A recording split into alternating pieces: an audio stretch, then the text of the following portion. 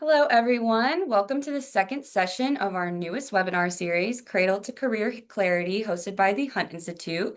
This series has been organized by the Hunt Institute's policy team to highlight the importance of data access and quality within each level of the education continuum. Today's session will be recorded and uploaded to our YouTube channel. We are excited to have you all here. I am Megan Zogby, Program Coordinator at the Hunt Institute. For those that are less familiar, the Hunt Institute is a national nonprofit dedicated to supporting and advising career education leaders and policymakers nationwide on education issues across the continuum.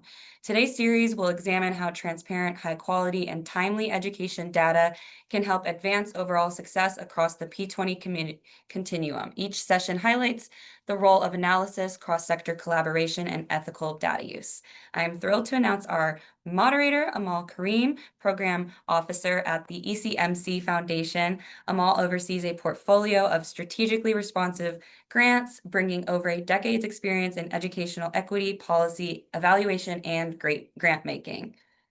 Amal will be moderating this discussion with our three resource experts, Dr. Stacy Lowy, Ajit Gopalkrishnan, and Brennan McMahon Parton. We will begin today's session. Now I'll kick things over to Amal to lead us in this discussion. Thank you, Amal. Hi, welcome everybody. Thank you to the Hunt Institute for bringing this esteemed panel together, and I'm really excited to learn from all of our panelists and hopefully get to hear from our audience as well by the end. At ECMC Foundation, we try to uplift the importance of integrated data systems in our strategies across our various portfolios and initiatives. So we seek to leverage cross-sector data to help institutions of higher education better understand how they can ensure that programs propel students to success in a labor market and achieve economic mobility. We also, in other initiatives, support data infrastructure efforts to identify and better understand the experience of parenting students in college. We look for ways to connect our health and human service data systems so that students' basic needs while attending a post-secondary institution can be better met. So we definitely appreciate the call for cross-sector collaboration in the context of our what our data systems tell us and what we're tracking. So my foundation work at ECMC Foundation my work at ECMC Foundation focuses on the post-secondary portion of the P20 continuum, but we know that we have to connect our ECE, K-12, and post-secondary and workforce systems to have an effective continuum of data. So this panel is perfect for that. I'm going to start with introducing Dr. Stacy Lowy. Dr. Lowy is a director of research at the Learning Policy Institute, a nonprofit that conducts and communicates independent, high-quality research to improve education practices and advance evidence-based policies. All music to my ears. Over the last 2 decades, she has conducted research designed to understand the landscape of experiences for the youngest children in our public education systems, with the goal of informing local policy decisions. Her work focuses on early childhood education, ECE, and organizational conditions within educational settings, with substantive experience in the areas of attendance, the measurement of early education programs and school climate, program implementation, kindergarten transitions, and rating of ECE funding streams. Dr. Lowy, welcome. And I want to start with you with the first question here. Given your extensive experience in this realm, what data do you find to be effective for linking early childhood data with K-12 and other education sectors to guide resource allocation and support smooth transitions for our youngest students? First, thank you for having me here. Really, really appreciate this. To answer this question, I think it's important to first set the stage for understanding ECE data and the challenges that exist just within the early care and education sector before even thinking about how to link it to other data. For those who may have been on the first webinar in this series, you might recall Dr. Dion Dobbins touching on this. But ECE itself is inclusive of many different types of programs, including Head Start, state pre-K programs, childcare, even family-friended neighbor care. And each of these programs is both funded by and have regulations set by different overarching entities. So the federal government lays the regulations for Head Start. Individual state agencies are the ones who oversee state pre-K. And childcare gets its funding through the Child Care and Development Fund, which is actually another federal source that flows through the states. That means that each program has different priorities around collecting data. They first and foremost need to collect the data that meet their own regulations. Sometimes programs are collecting data in systems that are meant to track just enrollment and attendance on any particular day of the year. It might be tied to some funding, for instance. It means it's a live rolling data set that constantly changes. Others are collected once a year for some like higher level understanding of program use and implementation, like the Head Start program information reports. Programs also collect different types of information about children's developmental progress and outcomes, and whether those data are available to others can vary. So what this means is that even within the early care and education sector, there's no single type of data collection effort. If you were to pull together data on children in different programs, most of those data would not align with each other. So to be effective in linking data across ECE and K-12, there are a couple of questions I think that it's important to ask. One is, what's the most consistent information that you might be able to collect across these different data collection efforts? That might actually be just focusing on tracking who actually had access or was enrolled in a program at like the very most basic level. And in and of itself, this is a really crucial question. For example, a lot of kindergarten teachers don't know whether their students had ECE experiences or not. So even just knowing that could be helpful. But it's also important to know that even if you were trying to capture this type of information, it doesn't capture everyone's experiences. So often what happens is that you've got information on children who might be enrolled in a publicly funded pre-K program, but you might not have any information on whether a child went to a private pre-K program. Then the next question, so it's important to think about who's missing from your data. And then the other question is what data might be most important to link between ECE and K-12? And to answer this, it depends on the purpose of the linking and the sharing of the data. Is it for practice? Is it for informing program implementation? For informing policy? Is it just for research purposes? And the answers to these questions will lead you to focus on different types of data and different levels of detail within the data. But for the purposes of this discussion, if we're to focus on broader systems level linkages that can inform policy and practice, one of the most important pieces of data to share are, as I mentioned, just data on children's prior experiences. So which programs and services have they received, and their developmental outcomes, which can inform how early grade teachers can adapt their instruction and interactions to best support children's learning and development.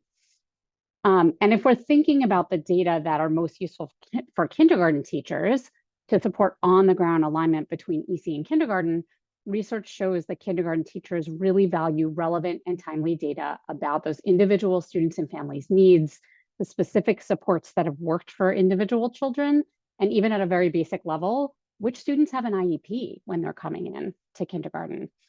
Importantly, data on children's developmental outcomes can help ensure that when children enter kindergarten, they're being taught content and in ways that build upon what they've already learned in their ECE experiences rather than replicating them.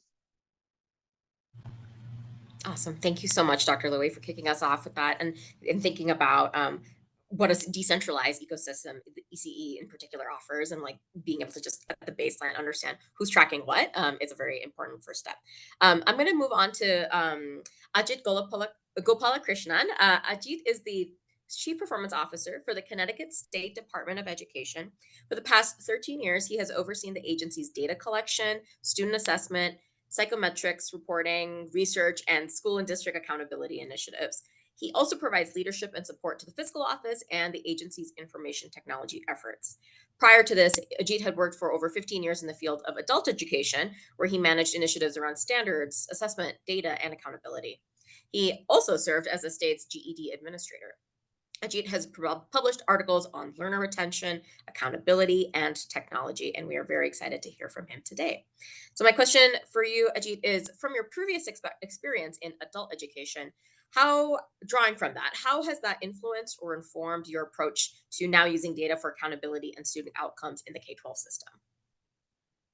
Great. Thank you, Amal. Really appreciate an interesting question, sort of taking me back 13 years to my adult ed world.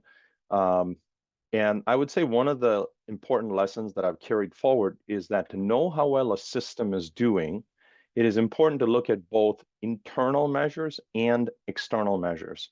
So for example, in adult education, our core federal indicators, and this still continues, was to look at rates of entry into employment and post-secondary outcomes for the program participants after they left the program. So in a way of knowing about how well the system is doing, you want to know, you want to connect it to other things outside of the system, in addition to, looking at measures within the system. And I think when you do this kind of evaluation and reporting, you learn that if you want to know how well your folks are doing in other systems, you will need to match data with that external system. And that is not always easy, but it's doable and it's important. In Connecticut, I'm glad to have been involved from the very early stages in the development of our P20W system. We call it Data Link CT now. It used to have a different name, and I'll try to see if I can post a link to that in the chat. That link didn't carry through, but I'll post a different link when I'm done speaking.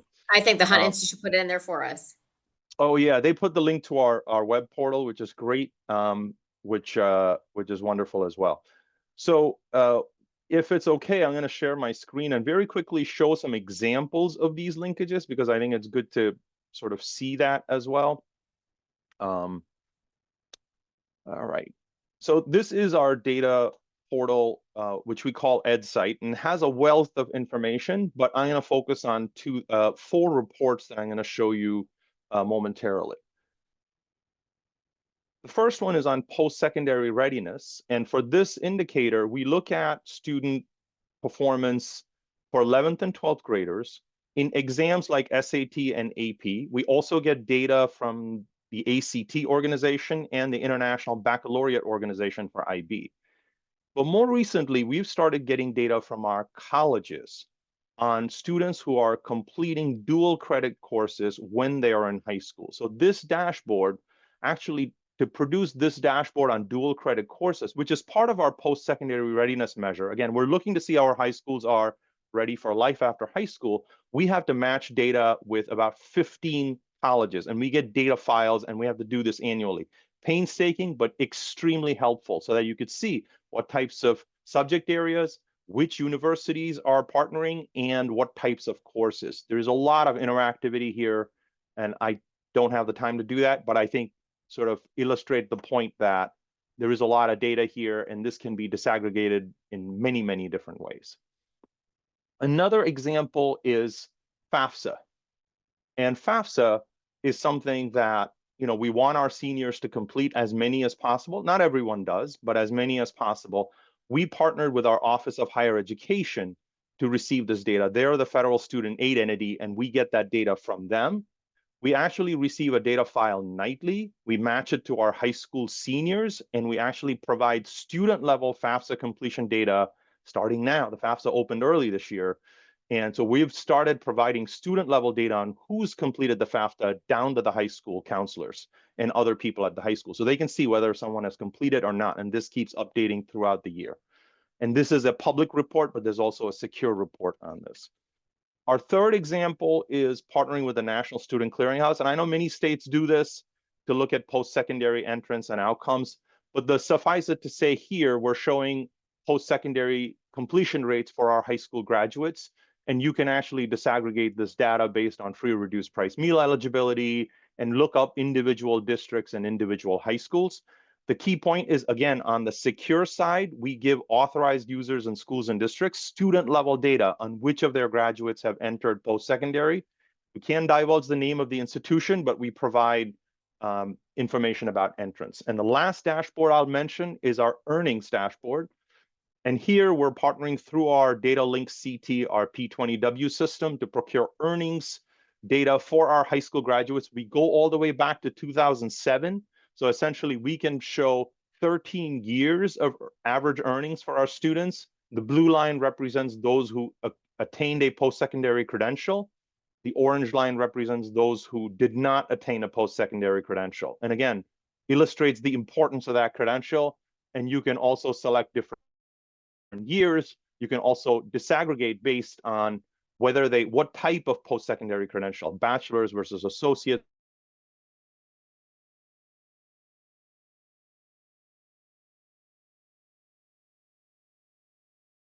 associate versus a certificate, etc. Staking work involving external entities is probably the biggest thing I took from my prior experience that I've brought into my current work. Thank you, Ajit. I think those are such great like demonstrations of the high impact like use cases for when you have these connections across your sectors. And I love the example of making sure that information about like FAFSA completion gets siloed back to the people who are going to be able to act on it, which is schools or student counselors who are actually facing working with students directly. So we'll I'm sure circle back to other examples that folks are seeing. I'm going to introduce now Brennan McMahon Parton and introduce her as the vice president. As a vice president at the Data Quality Campaign. Brennan, welcome. Brennan leads DQC's strategy to ensure that state leaders enact policies and practices that get individuals across the P2020 and workforce spectrum access to the data that they need for everyone to be able to make good education and workforce decisions. And we're thrilled to have you here to share your expertise today. So Brennan, given your work at DQC helping state leaders advance policies for better access to education and workforce data, what do you see as the biggest opportunities and challenges for leaders interested in building accessible, timely, cross-sector data systems? And I'll hand it to you. Yeah, thank you, Amal. And just by way of introducing the Data Quality Campaign, if you're not familiar, we're a national advocacy organization focused on state policy. So for the past 20 years, we've been partnering with legislators, governors, and also state agency folks to move the needle on improving these systems. I will say we are huge fans of DataLink CT. I'm glad to know the new name. Thank you for sharing that, and others across the state, to foster these linkages, to better understand student outcomes, to better understand and develop these feedback loops. And I'll start with this challenges piece, and I think Dr. Lowy really teed it up. You know, we talk about a lot of DQC and elsewhere P20W, right? P early ed, K-12, post-secondary is the 20, and W workforce. Like it's just those individual pieces in these tight little boxes, and we can just stick them together and be done with it. And of course, that's not the case, right? We're talking about a vast not only data ecosystem, but institutional ecosystem. You heard a bit about the challenges, and I think the early ed challenges might be some of the most vast. But I'll come on to the other side of this and talk about Amal, I'm sure you're really familiar with the post-secondary landscape is almost equally as Wild West. Some states have a lot of authority over a very strong SHIO, maybe tight partnership between a state agency and their at least community college system, if not their public 4 years. Brennan, can you define SHIO for our audience? Oh, a state higher education, executive office. I grew in, when I was in graduate school, we would call it like HEA, like your higher education agency, instead of your SEA, state education agency. Or you have a state like Michigan that has no state office at all at the state level to work with or regulate higher ed. So now when you start talking about all the disparate data systems across all these early ed providers, which by the way, live in different places as well. In Texas, it lives in your workforce agency. It might live in K-12. It might live in health and human services. And pulling this together into this great data ecosystem like the one Ajit describes, that is not easy work. We always say the technology is the easiest part. I'll stand by that. But the will and the relationships and the MOUs and the time, and yes, the money to make all that happen is the key barrier. And I'll say too, I mean, I'm going to say sort of like on the flip side, the opportunities to make this happen, we really believe this, our policy, grease the wheels, get the quick wins, but convincing legislators that this is cool is not always easy either. And so that's what I will say is a big opportunity that we're seeing more and more states pick up on, is where they already have strong partnerships or where they've already made some progress. Perhaps you've got a really strong partnership between particular institutions in K-12 schools. I'll use New York City, for example, where CUNY and the New York City public schools really have a strong partnership where they're providing feedback loops and have a research relationship. How can you blow that out and demonstrate the impact of that and say, look, we don't have to reinvent this wheel. We can make this wheel much bigger. We can scale it for the state. We need some policy change. We need some oomph. We need some, yes, resources, people, time, and money here, that we can build out a much stronger data ecosystem for the state and get not only the students and the young people that are in this already great pilot, partnership, whatever it may be, but every young person in this state. And that's an opportunity. I think every state, if you're a state person on, you're probably thinking like, yeah, I do have a cool thing already going on that I can use as show and tell to start scaling and building out this stronger ecosystem like Connecticut has already shown. Amazing, thank you. Yes, I 100% believe that like the tech is there, but like the tech is something achievable. Like it is the coordination, the research, the relationships, as you indicated, the buy-in, the trust between all of these different sectors that is really what like kind of allows those linkages to be effective. So thank you so much, Brennan. So as a reminder to our audience, you can submit questions using the Q&A function at the bottom of your screen. And we are going to open our floor up to audience questions. And before that, we'll pose one question just to the whole panel, and then we'll open it up. And so the question is, what have you found to be the most effective strategies for fostering cross-sector collaboration to use data in ways that improve student outcomes? You've all touched on this to maybe some degree, but if you could dig into what are some of those strategies that you think fostering this collaboration to use data, what you would identify those to be. And Dr. Lowy, I will start with you. Great.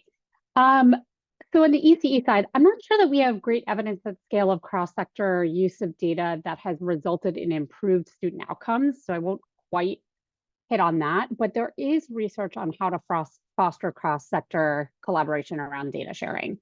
So we've learned quite a bit about what structures on the ground help promote that data sharing from ECE to kindergarten. One line of work that I led focused on Head Start and elementary or LEA collaborations. There were a couple of links that got put on when I was talking earlier, and one of them, I think, takes you to the Head Start to Kindergarten Transition Study, which was funded by the Office of Planning, Research, and Evaluation at the federal government.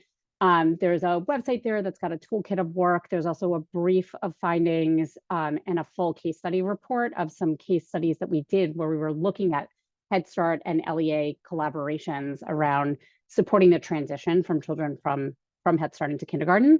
And one of the most important things is having aligned systems that enable the data to be more usable across those systems. So this includes having aligned developmentally appropriate curricula. So curriculum that are focused on a range of development, including social and emotional development, and in similar ways. So that children are experiencing instruction in ways that are aligned and familiar to them when they're moving from one system into the other.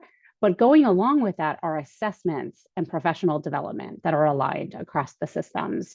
And when they are aligned, the data that emerge can just be much more useful to folks. So if you're using two completely different assessment systems in ECE and in kindergarten, if kindergarten teachers receive the data from the ECE programs, it may not actually speak to what they need to know if what they're trying to assess children on when they enter kindergarten looks completely different, right?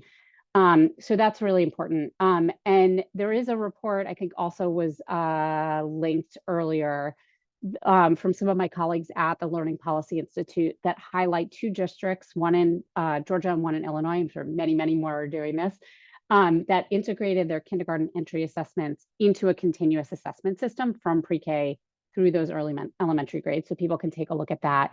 And the other thing that we learned in our kindergarten transitions work was how much leadership matters. And this is both at the policy level and at the local level, right? So having committed leadership that focuses on that alignment between the ECE and K-12 LEAs is truly valuable in building cross-system collaboration, getting buy-in from teachers to spend their time working together, and can really strengthen the data sharing. But leadership at the policy level matters as well. As Brennan was talking about, making it easier to share the data across the systems can require those on a legal sense, right? Like those cross-agency agreements, those MOUs that actually allow for the sharing of the data. And this in turn requires buy-in from leaders from both systems. So those two pieces, the alignment and the leadership, I think are two really, really important things we know help. Yeah, thanks, Dr. Chloe. And I'm excited to hear from Ajit on this big point because Connecticut can kind of speak a little bit retroactively, like what did it take to get to kind of where Connecticut is right now? Yeah, I have been reflecting on this because I was involved with P20 WIN, now called Data Link CT, really since 2012. And some work was happening prior to that, but it really got some gusto from around 2012, and really spurred on by some federal SLDS grants, which we still have so far continuing, which have been really instrumental. So I have a few things. One is, don't let perfect be the enemy of the good. And it sounds basic, applies in many areas, but especially here. Don't wait for the perfect matching algorithm. Don't wait for the perfect infrastructure to all be ready, because you may never get there. We spent years trying to work through this health information matching algorithm. And after a while, we said, no, we're just going to plan B. We are going to ship files around, not efficient. And nowadays, better systems are there and we're migrating. But if we had waited for the perfect system, we would not have started with anything. So that's important. Second is that data work takes money and people. And it doesn't happen by accident. Matching, reporting, it's nice when you see it, but there's a lot of effort behind it. So somebody has to invest in that. And for us, it started with the few agencies that kicked it off were willing to commit some of their staff time to get that work going. So that's important. A third thing I would say is that relationships matter, but institutionalizing it matters even more. So people will leave. State government, yeah, there's some stability, probably more so than private sector maybe, but even in state government, people will leave. So if you don't have the governance baked in with some formalized agreement, some formalized structure, it's going to fall apart after a few.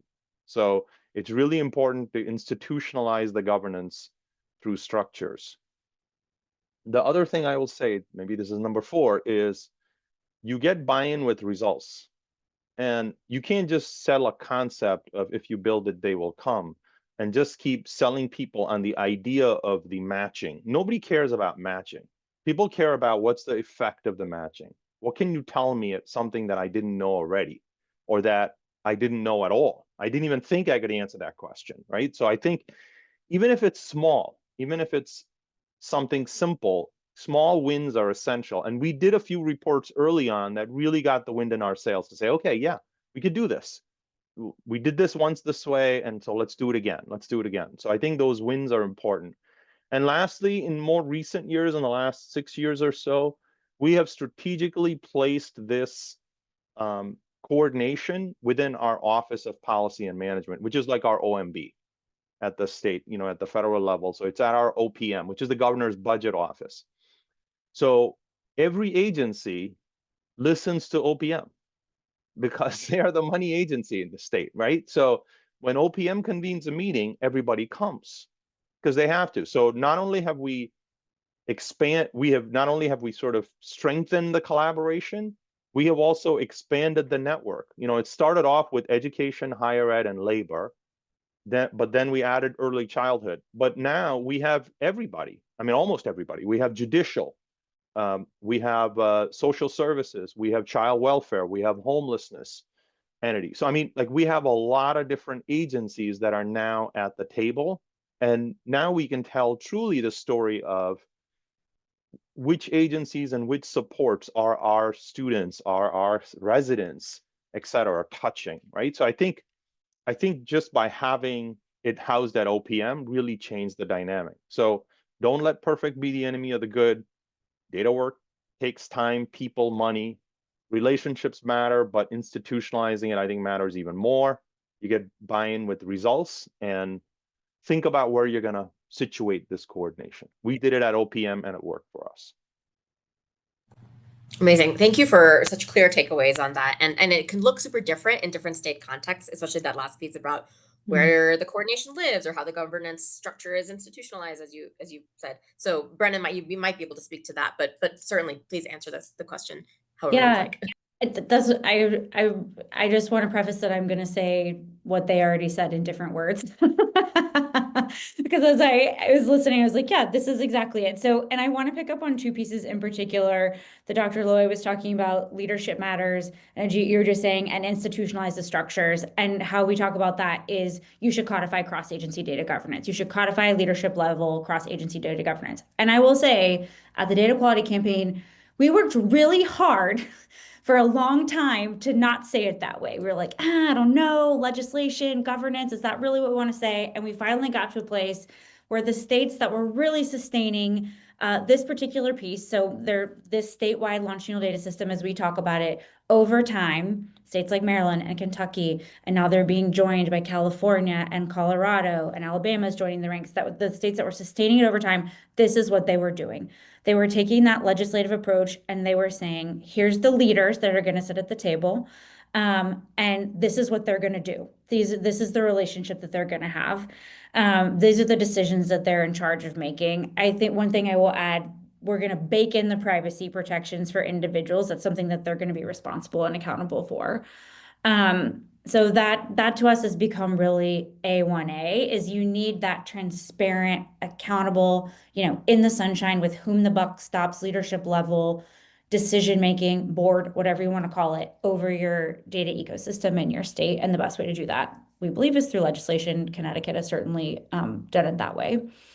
Another thing I will say, and this gets at, again, some of the pieces that we've already talked about, that I think both helps get skin in the game, but also just acknowledges some of that technology, people, time, and money piece, is build in some resources, some financial resources for your source systems, right? So K-12 data systems tend to be more sophisticated than perhaps your workforce data system at state to state. Maybe get your workforce data system a little money in this deal, right? To sort of come online and be more robust. And then the last thing I will say, and I stole this from someone else, I was in a room in a state recently, and I believe they had a panel of some of the states that I mentioned that have had these longer term data, folks from these longer term data systems that have been around for a long time and are really getting lots of information out. And they said, how did you get over all the MOUs and the legal barriers? Because that's part of it when you're navigating these state relationships. And they said, set the vision and lock your lawyers in the room. And they were being kind of flip, but they were right. Set the vision, the what, the why of this data system, what you're trying to accomplish for whom, and then get these folks from across the agencies to sit down and hammer out the legal stuff, and come out on the other side, making sure that the MOUs, the agreements, are aligned to that vision and not the other way around. Yes, I love that. I love that sometimes you just gotta give them snacks and put them in a room and see what and hope that the agreements and your legal teams are going to typically be the ones who are going to be most risk averse towards sharing all of this data. And so if you can clear that hurdle, that does feel like a really early and important win. So thank you for that.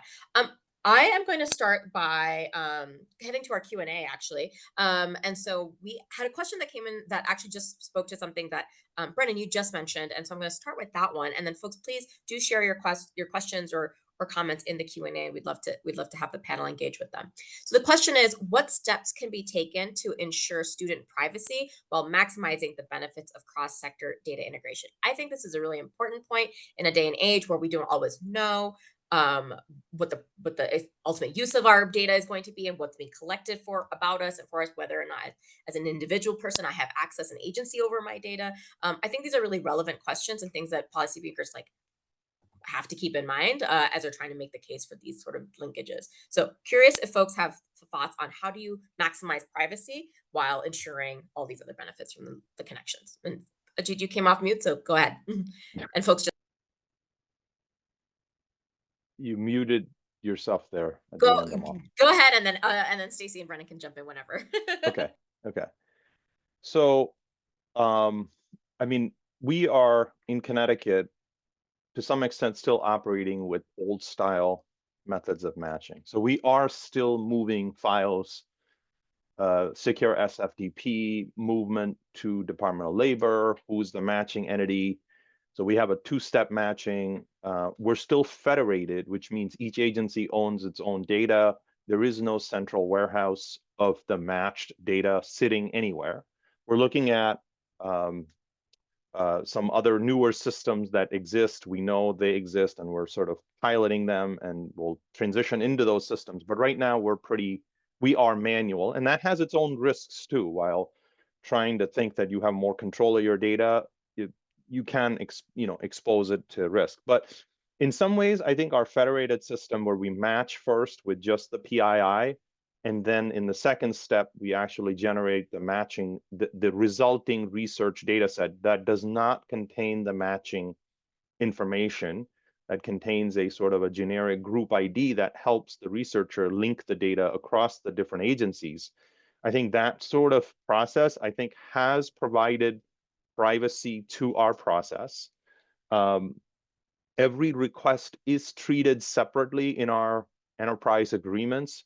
So every request, even if there is no real PII, so to speak, that goes with the record level data, all record level data are considered to be confidential in the sense that you can, quote, derive who the individual is based on location, race, gender, etc. You can get down to who that person might be. So we treat even, quote, de-identified, and we don't really have a de-identified data set. We treat every record level data as essentially potentially identifiable.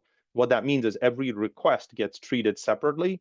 Every request involves a DSA with the external entity that needs to be signed by the affected agencies, by the chiefs or executives of the affected agencies. So it does slow down the process, if you will. It's not like you can put in a request and get a resulting data set the next week. No, it doesn't work that way. Oftentimes, the requesters don't know what they want or don't know what we have, so it takes time. But what we end up doing is a solid study, solid research that's actually based on sort of this two-step process that inherently brings data privacy into the mix. So, and data protection into the mix. So it doesn't expose data to people who don't need to see it. So PII really just goes one way from the agency to the Department of Labor, who matches it for all the other agencies. So it doesn't go anywhere else.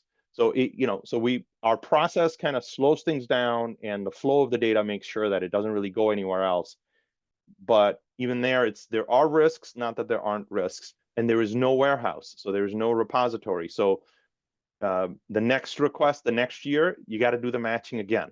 So even if it's a recurring request, it involves repeated matching. So it's painful, but that's how we're set up, and I think that inherently brings some data privacy protections. Painful but worthwhile. I am not someone who can explain how, but I just wanted to say I love even just the way that you asked the question, that it was privacy while access and use, and that's how we like to talk about it. These are two things that go hand in hand. They're not in conflict with each other. Privacy should be SOP. It should be built into not only the technology, but just your understanding of what it means to use data, right? But what I will say is, from where we've sat, anytime we've seen a privacy crisis, a snafu, a mistake, it was because lack of transparency and lack of communication. And I think it's become more important than ever to bring the people if you're a data steward, if you're someone who's sitting in an agency or a school district that's collecting people's data, it's their data, it's not your data, to be really transparent about the what and the why. Because there have been, and there are reasons going for people to question, what are they doing with that? And it's as much about all of those good de-identification and matching procedures that he just talked about, as it is about trust and transparency when it comes to stewarding people's sometimes really, really sensitive information about themselves. And so that's what we want to see just baked in to ownership and development of data systems, is that it almost ethics of using people's information. Go ahead. I think the only thing I'd add to this is, from a researcher's perspective, there are ways in which we can be careful and are often required to be careful about the privacy when we do receive data that, even if it doesn't have names in it, to Ajit's point, like, you could still sometimes figure out who someone is from the other information that's in the data set. And we need to be really careful that anything that we're reporting out to people is not identifiable at all, that there's no combination of information that we're providing that can identify someone. And we often, if you're actually looking at like data reports, you'll often see some suppressed data cells or suppressed numbers, and that's often because there just aren't enough people in the data set And if you put those numbers in there, it could actually make the data more identifiable. And so that's something that we as researchers also really need to think about when we're reporting information out from the analyses we do using these types of data. Yeah, thank you. And I think that is something the sort of when you have a small and you can't report out like about a population because it's too small of a sample size, like a tension that has that I often hear, especially in like indigenous communities or Native American communities where like your population sizes might be smaller in like a broader population you're looking at, and like then you don't get information about that community or for folks who are researching within in that community. So there's a it's a tension but yeah, those are absolutely questions that folks are wrestling with, have always wrestled with, kind of on the research side, but then on the policy making side too. Thank you. I'm going to ask a little bit about how ooh, we've got some great questions coming in. Okay, so I'll start with the one that came in most recently or earliest. So how can integrated data systems inform more strategic allocation of resources across education and related social services? So how can the data systems inform more strategic allocation of resources?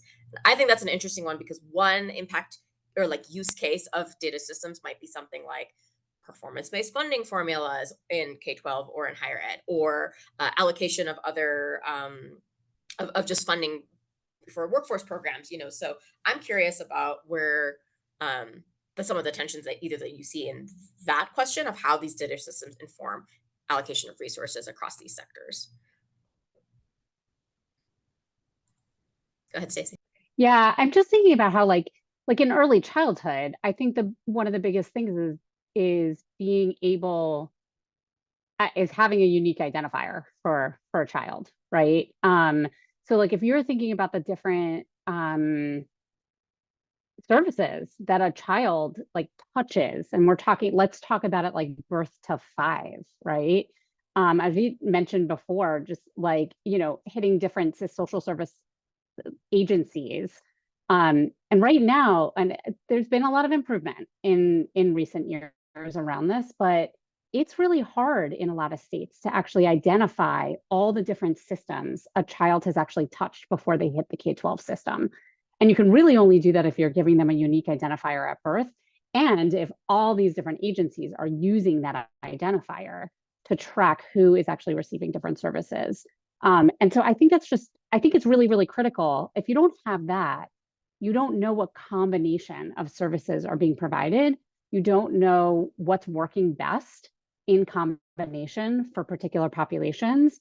I mean, even if you're just thinking about ECE programs itself, if you don't have a unique identifier, we don't know whether a single child is actually being served in 2 different systems at the same time. And they may need that, but there's a lot of information we can glean from, you know, knowing how many unique children are being served in the overall system and how many systems it's taking and what combinations of systems it's taking to meet the needs of those children. And I think that can all speak to, you know, how to think about the resources that are needed in order to give people what they need and get them where we want to get them.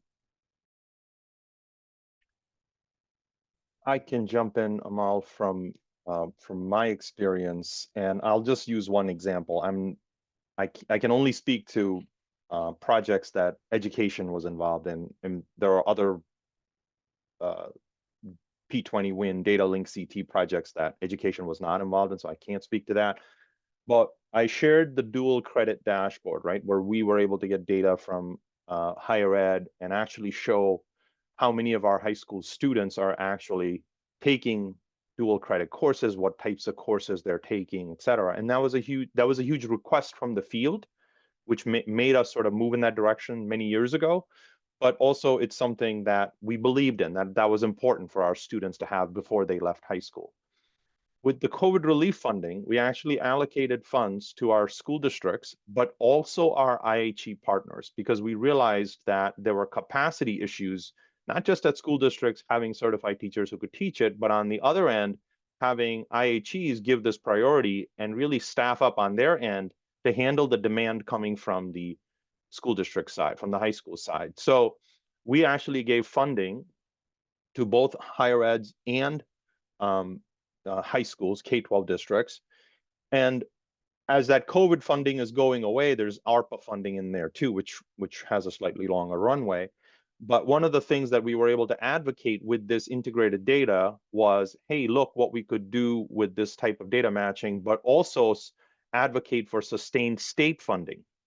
That now there's an annual appropriation to cover the cost of dual credit. So it's like when you have this type of data, you can actually advocate for things that you couldn't before, and the higher eds are going to benefit from this appropriation, as are the high schools. So it's just an example that when you bring data together, it does help. We have other analyses that looked at disengaged and disconnected youth. That's actually made the case for more supports. It gets a little murkier when too many agencies are involved to sort of think about allocation of resources across sectors, but knowing that is vital to be able to do something with it. Yeah, thanks. I'm gonna thank you both for those. Brennan, if it's okay, I'm gonna jump to the next question because there's a couple more in our queue, and I wanna hit as many as we can. So maybe a little connected to what you were just saying, Ajit, about like when there's a lot of people involved, things can get more complicated, more murky. So if someone asked, a big challenge, or commented that a big challenge has been having the right mix of agencies staff in these larger vision meetings that actually translate to action steps to either build out your system or create the additional connections you need to have. So they're saying executive level leaders can be unfamiliar with data speak, and data stewards may not have the connections to the upper leadership that you need. And so maybe I'll go to Brennan first to talk a little bit about like, where have you seen folks make that connection where the right people are talking to the folks who have that kind of decision making power? Yes, I saw this one and I got excited and I found a visual that I wanted to share. Let me see if I can do it. So I'm going to give credit to our colleagues at NCES on this one. Some of you may be familiar with the governance pyramid. I bet Ajit can talk about this a little bit. You're absolutely right. A lot of times what we'll see is people live up here. This is your executive leadership, your education chief, the head of all the heads of the agencies, right? Who may be accountable to the board, their state board, the governor. They have many things on their plate besides the agenda. And then perhaps you have data folks down here who are really trying to think about all the stuff we've talked about of the safety and the cleanliness of the data, and they're missing this beautiful squishy middle. That is often the case, right? I've gone into states and I show this and they're like, oh my gosh, yes, that is the thing. This particular graphic talks about a P20W data committee. What we like to see here is an executive director. You have someone whose job it is to translate. It doesn't mean they don't have staff. It doesn't mean they don't have people here, but someone whose job it is to sit in between those. And you see this idea of escalation. Do not bring your data dictionary up to the executive leadership, and implementation coming down to this larger pyramid.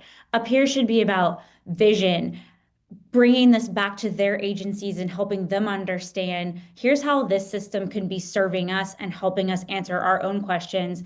And by the way, saving us money because that system can actually answer this question we're also answering over here, versus liaising and working through these MOUs and data standard issues down. I don't like this up-down piece, but just work with me because it's a flat visual. These relationships between these quote unquote data speak people, I'll use that term from the question, that are living down at this steward work group in the agencies. So you're absolutely right that it is often the missing piece. And it is about building that middle layer of someone who can sit between, if you will, politics and implementation, between that executive leadership whose job needs to be staying up there and thinking about what their constituents need, and people over here whose job needs to be making sure they're building the best darn system that they can. And I will tell you, I mentioned a couple of states who are newly joining, they're building new systems. We're challenging them leapfrog these states that have been, the old guard on the block. And it's bumpy. It's bumpy to get these new governance structures off the ground. They do struggle with this, that they find in their governance meetings that they're getting caught down in this data governance weeds. You don't build Rome in a day, as they say, but it can happen. It does happen. You can do it. Yeah, I think that graphic actually is exactly what we have in Connecticut. And I sort of sit in that data governance, that middle tier. I have folks in my team here who are data stewards who are dealing with the data dictionary, updating it, making sure everything is right and so on. And I work with them. But it's also important to have the executive at the table at some frequency so that they are kept in the loop and bought in. So I'm actually late for the executive meeting that started at 2:30 here on Eastern time. My commissioner is there. She always likes me to be there as well, but she's there because she values this and she is committed to this work. And she just has to go to like 3 or 4 meetings, and it's chaired by one of the chiefs, commissioners of one of the participating agencies, and they take turns kind of playing chair on this. But that's important. So the question about, how do you have the what's the right mix of staff? It's actually, you need all of the staff. You need the data stewards, you need the sort of governance people, and you need the executives to be at the table. So but you need all those levels. You can't do it without those levels. I would say it's the governance level that probably pushed for this system because we had the data stewards typically worked for us in our offices, and we had the ear of the commissioner, and we could get the commissioner or encourage the commissioner's participation and ask for their support. So I would say it's the governance level is really key. But you can't do it without either level, and do not underestimate the executive level, because if they're not on board and like continually hearing it, they'll forget it and they will not see the value. They'll not see the value. And to Brennan's point, that linkage to me is the coordinating entity. So whoever is coordinating this has to sort of have the through line across those levels and know what data governing board is discussing, what data stewards are discussing, and what should we bring to executive. So I think somebody has to have that through line, and that's really key. And that's not just one person. You need a little team there too. And so essential, as 36 states have gubernatorial elections coming up in 2026, that if you're that person that's sitting in Ajit's role in your state, that if you're about to get a new executive, that you're thinking about, what's going to be the priority for this person? How do I get them coming to this table? How do I get them at that meeting, even though I'm not there? And if you codify it, and if it's codified, there's better chance of it surviving administrations, because the new commissioner, the new governor, you say, hey, there's already a structure in place, and hey, this is for your good, because look, we can do these types of reports, we can do these types of analysis, we can be more cost efficient as a government and more, produce better outcomes for our constituents. Who doesn't want that? Yeah, and that actually leads me into the last question that we probably have time for today, and that is around how do you braid funding to sustain some of these efforts, kind of longer term, but also protecting these efforts from political turnover. So if quickly, just like the minute or two we have left here, like how would you recommend that the folks think about braiding philanthropic dollars, public dollars, or other funding to protect this effort? I'll just say we at DQC did a little bit of research into this last year about how 4 states, so Kentucky, Maryland, Washington, and California, so 3 of some of the longer term systems in California that's newer coming online, have gone about this. And what we found is what a lot of states have done is use those federal dollars, those SLDS dollars, is what I call startup costs. It's helping them get that technology off the ground, get the conversation going, and then over time bringing in more state dollars. So being able to get those early wins, not letting perfect get in the way of the good. So you can go back and say, look, this is what we're able to build. These are the analyses that we're able to conduct.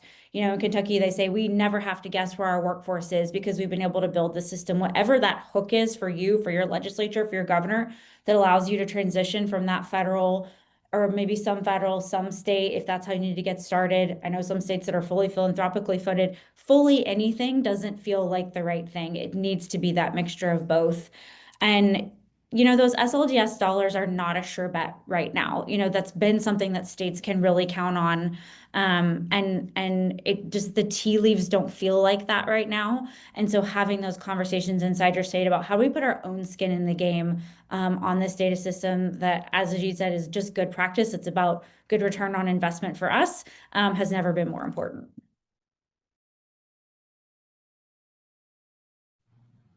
Awesome, thanks. Folks, there was one question we didn't get to, which was around if folks could provide examples of successful unique identifier systems that you've seen. We don't have time for it, but I'm going to say that if you really want to know that question, reach out to our panelists. They would probably be happy to talk to you about it. Uh, Thank you so much, everybody, for joining. This was really exciting. I mean, this was an amazing conversation for me. I really appreciated the takeaways about how much leadership matters, how much institutionalizing and thinking carefully through your governance structure matters. Thinking about what are being able to prove kind of what are those low hanging fruits or easy wins to show the value of this for those stakeholders who need to be bought in, and then also thinking about the sustainability and longevity of these systems through funding, and again, I'm thinking about how it's institutionalized, whether in statute or new governance structures or other mechanisms to bring these to bear, all of which are necessary to connect all of the sectors that our panelists kind of loosely represented today. So thank you all for that. This was illuminating for me. I'm going to hand it over back to Megan at the Hunt Institute to close us out. But really, just if we're all in a room, I would say a round of applause to everybody. Thank you so much. Oh, and you might be on mute right now, Megan. Sorry. So sorry. Thank you, everyone. I wish we could keep this conversation going, but we're at time. So thank you all for joining us today and engaging in this informative discussion. Before closing out today, I would like to let you guys know that our next webinar for this series will be on Wednesday, October 22nd at 2 p.m. Eastern Time. Please sign up. This webinar will be around Cradle to Career Clarity and how data can make it to the finish line with ROI, return on investment for education across the continuum. I just put the link in the chat, and we will be looking forward to seeing you all at that webinar as well. As a reminder, we also post our webinars on our YouTube page. If you subscribe to our channel, you will get notified when sessions are available to watch. So you can watch this over if you didn't get to watch the entire thing. I just put that link in the chat as well. Thank you again for joining us today, and we hope to see you guys again in October. Thank you, Hunt Institute. Thanks, everybody, Thank you. for Yeah. joining. Thank you all. Great. Thank you. Thank you. Mm.